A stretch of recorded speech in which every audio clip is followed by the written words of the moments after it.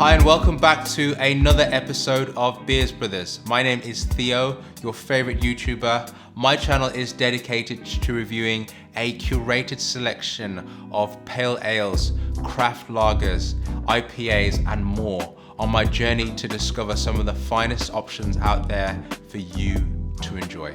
This episode has the makings of becoming one of the most popular and exciting videos that we have done today on my channel. The reason being is I have managed to get my hands on a box of delights, a box of beers, some of the creations which have been put together by DEYA Brewery. Yes, I said it, DEYA Brewery. So as you probably already know, and if you don't, they are one of the bedrock craft breweries in the industry. They have established themselves to be titans within the market.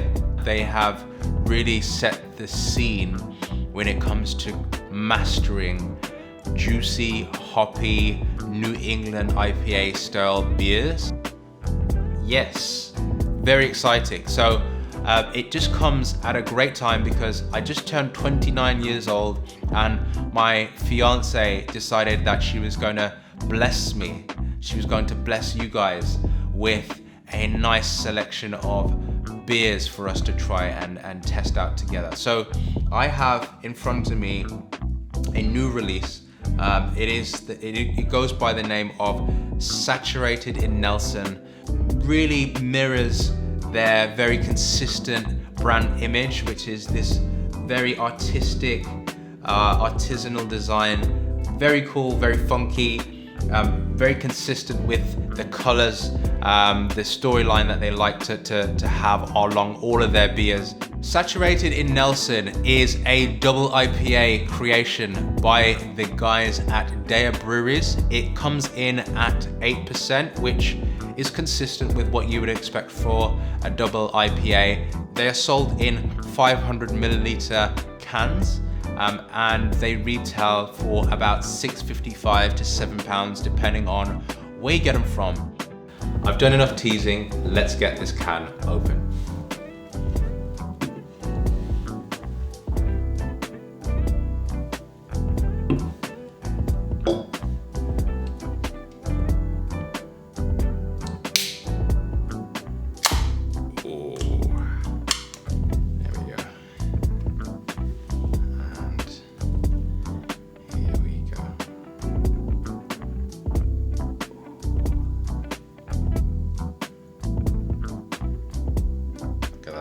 Beautiful. Look at the color. Tropical. It's like a smoothie cocktail. Jesus Christ, that is good. Beautiful. Visually, this just looks delicious. There's just no other way to describe it. I mean, look at the head. There's a very crisp, bubbly, frothy white head, and then just below that you have a golden, hazy, luscious, viscous liquid that is quite soupy. I mean, clearly it's very heavy in terms of density and thickness of the liquid. It's full of flavor, full of hops. Yeah, it's just on first glance, it resembles something that you'd see served in an exotic tropical cocktail bar. I mean, it's like an exotic fruit concoction that has been made fresh with maybe a little bit of coconut, pineapple, mango, peach.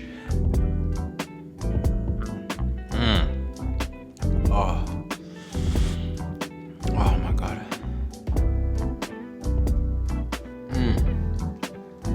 Wow, that is absolutely sublime. The flavors are incredible. Now, first of all, you have the mouthfeel. You have a very soupy, rich, full-bodied texture to the liquid. I think that's encapsulated really by the oats, perhaps the wheat that they've used within the brewing process, which has ultimately added a lot more density to the liquid itself. Beyond that, you have the flavors. Now, it is a more sweeter drink, that is for sure.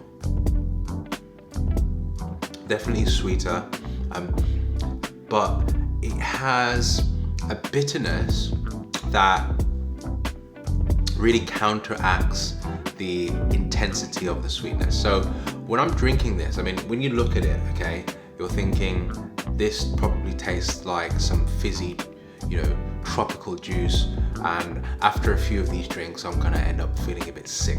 Actually, that's not quite what happens. The reason being is that the bitterness really pares back the sugars, and it adds this crisp finish, which in effect allows you to enjoy all of the elements that have gone into the process of brewing these fine drinks in a way where you're not catapulted into one direction or the other. It's not too bitter, neither is it too sweet. It is a little bit of everything in equal balances, and I think that's what's really astonishing about this drink, is that they've managed to consistently achieve that equilibrium, which delivers such a wonderful, joyous drinking experience that, each sip that you taste, it just keeps on reminding you of the wonders and the beauty of flavors that are coming through the palate. Now, what I can taste in terms of tropical notes is mango, pineapple, we also have kiwi, lychee, think of, I would even go as far as saying there might be some gooseberries, and potentially a hint of passion fruit as well, for sure, because it has that sort of almost zesty sweetness to it, which you can feel as an aftertaste kicker. So overall, this is such a beautiful drink. It really does exceed expectations.